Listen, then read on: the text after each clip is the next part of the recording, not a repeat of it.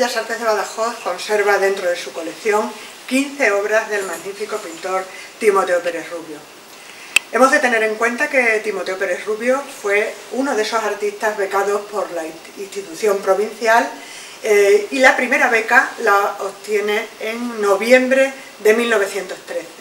Esto lo conocemos gracias a las actas de las sesiones plenarias de la Diputación, en la que anualmente aparecían los nombres de los artistas becados. Como digo, noviembre de 1913 es la primera fecha en la que aparece el nombre del pintor de Oliva de la Frontera, llegando esas becas hasta el acta de noviembre de 1918, es decir, para el curso 18-19. El importe de la beca durante todos esos años fue el mismo, 1000 pesetas. Y el primer año obtuvo esa beca junto con otros nombres conocidos en la colección como José Pérez Jiménez, Martínez Virel o Ángel Carrasco Garrorena. Una primera etapa de esa beca, estamos viendo que el primer curso fue en 1913-1914, para su formación en Badajoz, en la Escuela de Artes y Oficios, fue junto con Adelardo Covarsí como profesor, alguien al que Timoteo tendrá siempre agradecimiento y un buen recuerdo hacia ese primer profesor, como Rosa Chacel plasma en su obra de Retratos del Jardín. De esa primera época, como decía, el museo conserva una obra de 1914, El Vivero, que tengo aquí a mi espalda, una obra que se expuso en un establecimiento en la calle San Juan de Badajoz, junto con obras de otros artistas en esa misma fecha, y que perteneció a la colección López Lanó. Cuando avanzamos en esa segunda década del siglo XX, alrededor de 1919, el Museo de Bellas Artes conserva 3 piezas que se inspiran en el impresionismo. Hay que explicar por qué, de dónde viene esa influencia impresionista. Aquí tenemos 2 ejemplos de ello. A partir de 1915, Timoteo Pérez Rubio continuará sus estudios en Madrid, en la escuela de la Academia de San Fernando, y allí conocerá a la que será su esposa, Rosa Chacel. En esa etapa final, esa segunda parte de la segunda década de 1920, su pintura estará sobre todo influenciada por el impresionismo. Sabemos que en 1918 hay una importante exposición impresionista en Madrid, de la que incluso Rosa Chacel llegará a decir que quedaron maravillados. Por lo tanto, esa impronta impresionista la vemos en varias obras de Timoteo en el museo, como es este Jardín de Otoño, una obra donada por el propio autor al museo en los años 20. No solo por el impresionismo, estamos hablando que vivimos en una etapa, estamos hablando de final de la segunda década, principios de 1920, en la que también la estela de Sorolla está presente en el paisajismo español. Sorolla fallece en 1923. Y también becas, como las becas del Paular, becas paisajísticas, que entre 1917 y 1918 Timoteo Pérez Rubio disfrutó, las que se asienta mucho más en esa inclinación hacia la representación del paisaje en sus muestras pictóricas. En diciembre de 1921, Timoteo Pérez Rubio tendrá una beca para ir a estudiar a la Academia Española en Roma.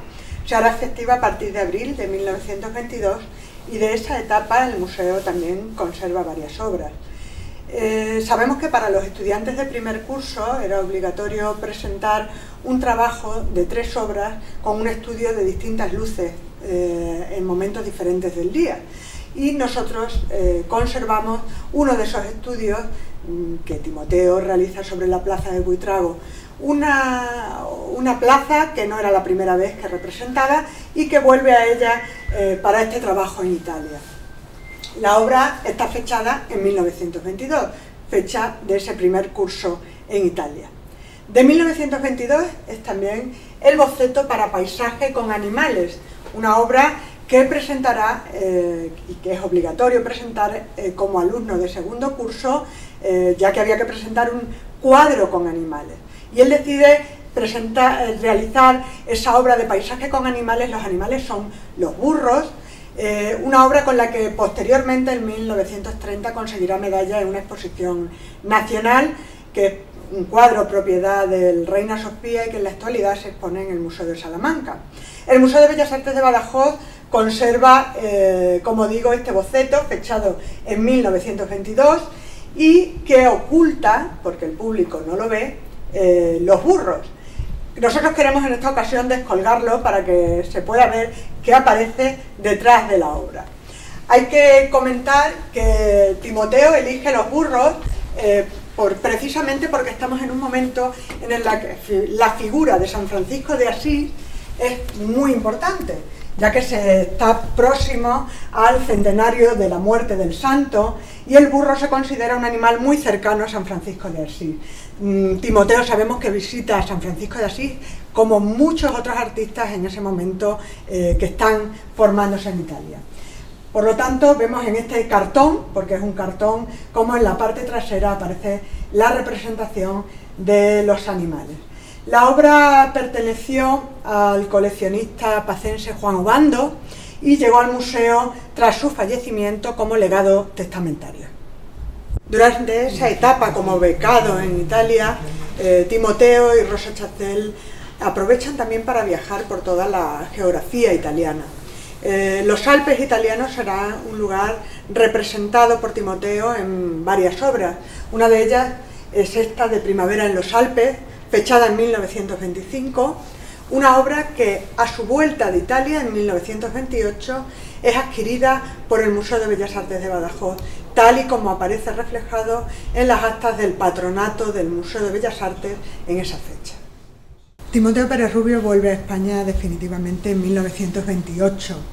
A partir de ahí se produce una etapa muy fecunda en su carrera.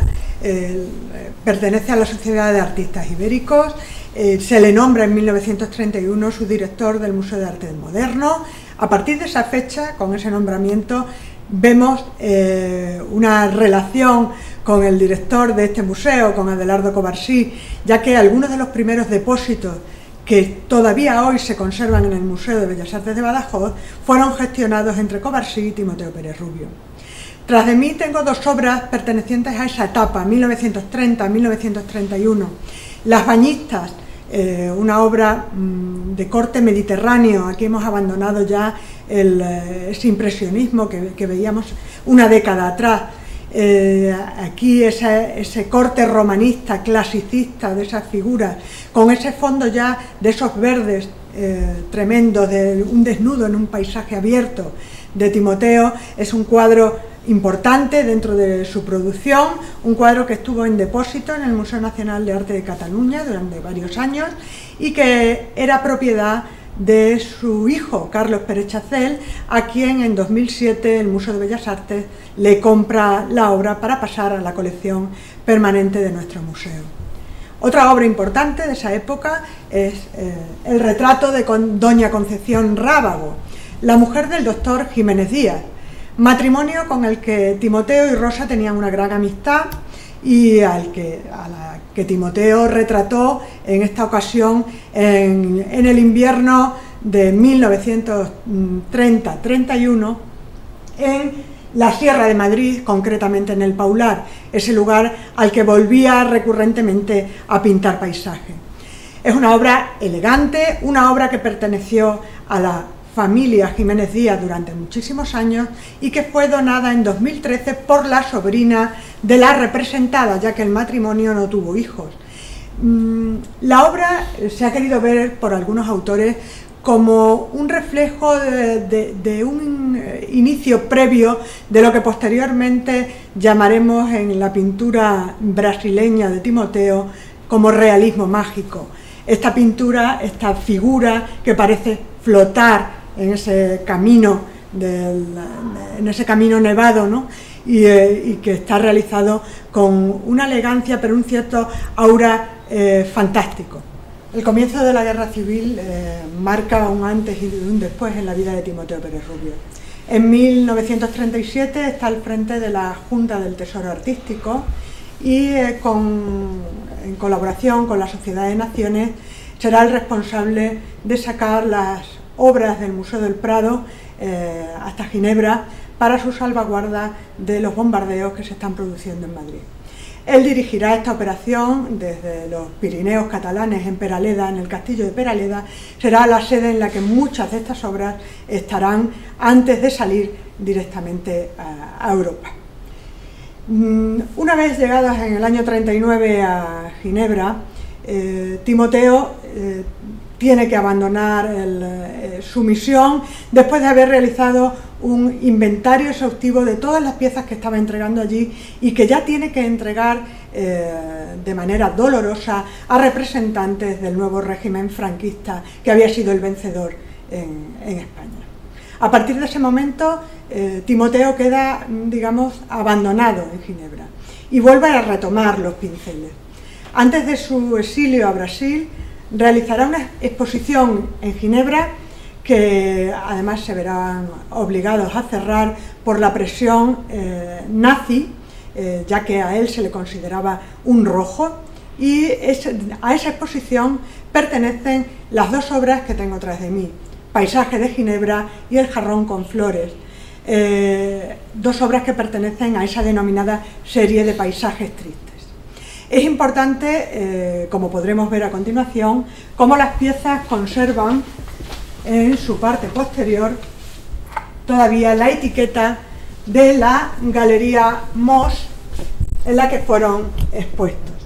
Estas obras se adquirieron en 2015 para la colección del museo, pertenecían o se encontraban en una colección extremeña y el propietario al que se le adquieren las piezas a mí sí me manifestó que él las había comprado a un propietario francés.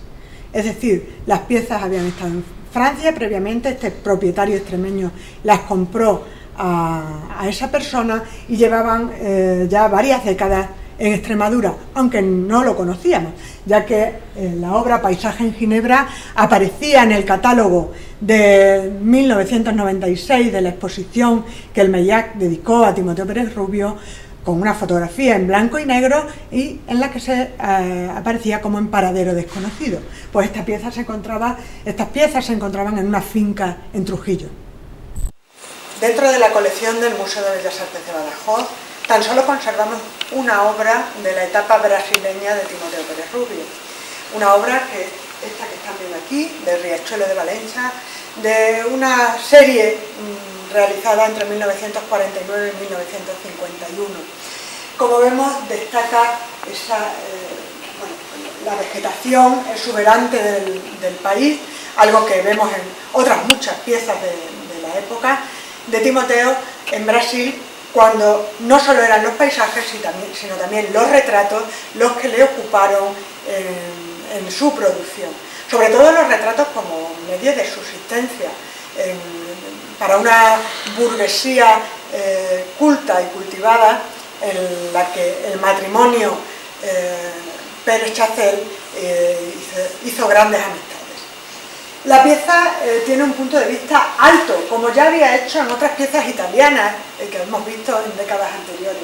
Aquí sigue utilizando ese punto de vista alto y se ve el riachuelo en la parte baja con alguna barca. Esa profundidad de verde, esa oscuridad, esas sombras que produce esa vegetación exuberante, hacen que el cuadro casi cueste trabajo ver ese detalle del riachuelo.